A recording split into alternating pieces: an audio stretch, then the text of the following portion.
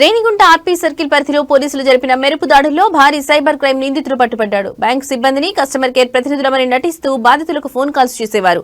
మాటలతో మభ్యపెట్టి ATM pin, UPI pin, OTP వంటి గోప్యమైన సమాచారాన్ని స్వీకరించి వారి ఖాతాల నుంచి నిమిషాల్లో డబ్బులు విత్డ్రా చేసేవాడు. బాధితుల ఫిర్యాదుతో రంగంలోకి దిగిన పోలీసులు కేసు నమోదు చేసి దర్యాప్తు చేపట్టారు. ఈ క్రమంలో నిందితుని అదుపులోకి తీసుకున్న పోలీసులు అతని వద్ద నుంచి భారీగా సొత్తును స్వాధీనం చేసుకున్నారు. ప్రజలు సైబర్ నేరాల పట్ల అత్యంత అప్రమత్తంగా ఉండాలని తెలిపారు. బ్యాంకు అధికారులు ఎప్పుడూ ఓటీపీ లేదా పిన్ నంబర్లను అడగరని, ఎవరైనా అనుమానాస్పద కాల్స్ చేస్తే వెంటనే 1930 సైబర్ హెల్ప్ లైన్ నంబర్కు ఫిర్యాదు చేయండి సూచించారు. తక్కువ కాలంలో ఎక్కువ డబ్బు సంపాదించాలనే ఆశతో ఇటువంటి నేరాలకు పాల్పడుతున్న వారిపై కఠిన చర్యలు తీసుకుంటామని రేణిగుంట రైల్వే పోలీసులు హెచ్చరించారు. ఈ కార్యక్రమంలో RPF inspector Venkateswarlu, crime inspector Naveen Kumar, railway ఎస్ఐలు మధుసూదన్, రమేష్, జగదీష్ సిబ్బంది పాల్గొన్నారు.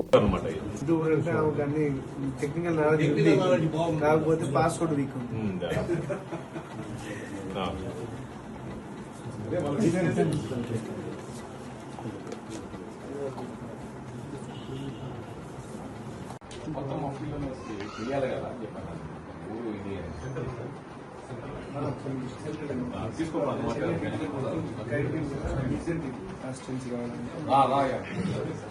తాంబరం అరకు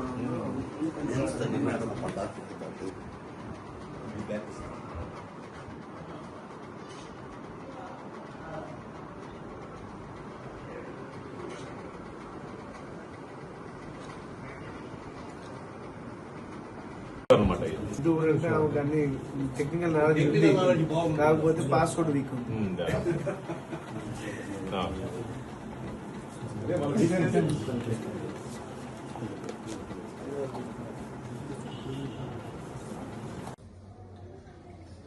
గత కొద్ది నెలలుగా మన రేణిగుంట రైల్వే స్టేషన్ పరిధిలో చాలా సెల్ ఫోన్లు చోరీకి గురి అవుతున్నాయి.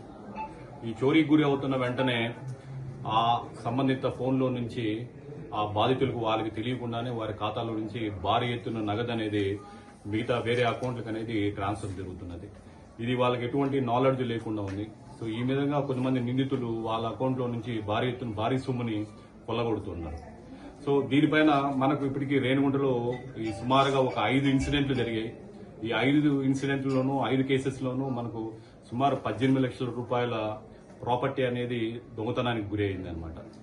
సో దీనిపైన మా డిఐజీ గారు, మా డిఎస్పీ మేడం ఒక 2 టీమ్స్ని ఏర్పాటు చేశారు.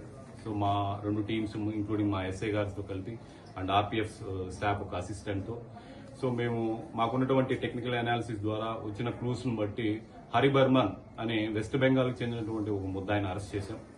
సో ఈ ముద్దాయిని అరెస్ట్ చేసిన తర్వాత ఇతని ఇంటరాగేషన్ లో చాలా మంచి ఒక ఇంట్రెస్టింగ్ థింగ్స్ అన్ని కూడా బయటపడ్డాయి. సో దీనిలో ముఖ్యంగా ఏమంటే ఈ హరిబర్మన్ మొదలు ఇతను ఆన్లైన్ బెట్టింగ్స్ కి, గేమ్స్ కి అలవాటు పడ్డాడు.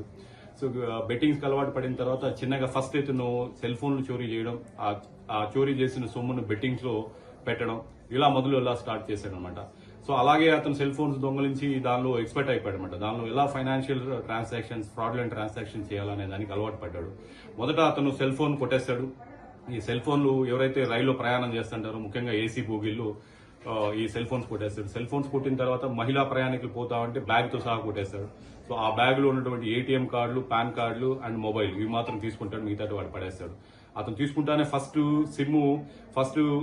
స్క్రీన్ లాక్ ఎలా ఓపెన్ చేస్తాడు. స్క్రీన్ లాక్ కి అతను ఏమంటే చాలా ఇంట్రెస్టింగ్ గా ఉండేది చెప్పాడు అనమాట. సో వాళ్ళు సాధ్యమైనంత వరకు వాళ్ళు డేట్ ఆఫ్ బర్త్ ఉంటుంది, అది ఆధార్ కార్డులో ఉంటుంది. So last year of birth ఉంటుంది, 1960 ఉంటుంది. సో స్క్రీన్ లాక్ చేసేదానికి అతను 1960 అని కొడితే స్క్రీన్ లాక్ ఓపెన్ అయిపోవడం. అలాగే వాళ్ళ పేర్లు ఏమన్నా తెలిసిందంటే వాళ్ళ పేరులో ఉండే ఫస్ట్ ఇనిషియల్ ఎన్ అనుకోండి, ఎన్ తో ప్యాటర్న్ లాక్ ఓపెన్ చేయడం. సో అలాగే దాంతోపాటు వాళ్ళ phone digits, so phone digits లో ఉండే చివరి 4 డిజిట్లు లేదా చివరి 6 డిజిట్స్ ఉపయోగించి ఈ విధంగా అతను ఫస్ట్ స్క్రీన్ అనేది అన్లాక్ చేసేవాడు అనమాట. సో ఈ అన్లాక్ చేసిన తర్వాత తిరిగి అతను వెంటనే గూగుల్ పాస్వర్డ్ మేనేజర్స్ లోకి వెళ్తాడు. సో దానిలో మనం ఆల్రెడీ కొన్ని బ్యాంకింగ్ యాప్స్ కి, యూపీఐసీ యాప్స్ కి వీటికి మనము ఆల్రెడీ రిమెంబర్ పాస్వర్డ్ కానీ లేదా ఆటోఫిల్ పాస్వర్డ్ కానీ మనం పెట్టుకుంటాం మనం. సో ఒకసారి గూగుల్ పాస్వర్డ్ మేనేజర్ ఓపెన్ చేయగానే మనం ఏ బ్యాంకింగ్ యాప్స్ కి మనం రిమెంబర్ పాస్వర్డ్ అని ఆటో సేవ్ చేసి పెట్టున్నామో అవన్నీ కూడా కనబడతాయి అన్నమాట. సో వెంటనే ఉన్నటువంటి ఆ యూజర్ ఐడి, ఆ పాస్వర్డ్ ని వెంటనే అతను ఐడెంటిఫై చేసి వాళ్ళ యొక్క బ్యాంకింగ్ ఆన్లైన్ ట్రాన్సాక్షన్స్ లో నుంచి వెంటనే కూడా ఆ అమౌంట్ అంతా కూడా అతను బెట్టింగ్ యాప్ లో ఉండేటువంటి అకౌంట్స్ కి ట్రాన్స్ఫర్ చేసేసేవాడు. అలాగే అతను వాళ్ళ అమెజాన్ అకౌంట్స్ అనేది ఓపెన్ చేయడం, అమెజాన్ అకౌంట్లో ఉన్నటువంటి కొద్ది ఖరీదైన ఎలక్ట్రానిక్ వస్తువులు అంటే గోల్డ్ కాయిన్స్ కూడా పర్చేస్ చేయడం అన్నమాట. సో ఇదంతా ఖాతాదారులకి అసలు ఐడియానే ఉండదన్నమాట. వాళ్ళు తేరుకునే లోపల ఇవంతా కూడా జరిగిపోతుంటుంది. సో అలాగే